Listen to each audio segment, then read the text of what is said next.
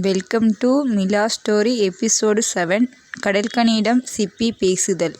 சிப்பி கடல்கனியிடம், இவ்வளவு சொல்கிறேன், எனக்கு எது ஏன் ஞாபகமில்லை என்று கேட்டபோது சிப்பி கடல்கனியிடம், நீ குழந்தையாக உன்னை மாற்றிவிட்டு பாம்பு உன்னை சிப்பிக்குள் அடைத்து விட்டு அதுக்குத்தான் உனக்கு ஒன்றும் தெரியவில்லை என்று கூறியது.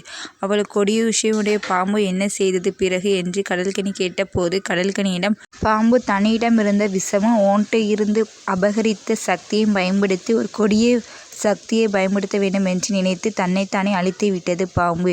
அதன் பிறகுதான் நீ விடுதலை செய்தாய்.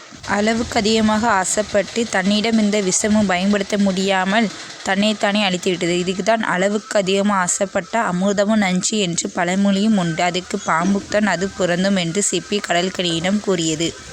உன்னிடத்தில் இருந்து அபகரித்த சக்தி உன்னிடத்திலே வந்துவிட்டது. உன் குடும்பத்தை சேரும் நேரம் வந்துவிட்டது. குடும்பத்தை நோக்கி செல் என்று சிப்பி கடல்கனியிடம்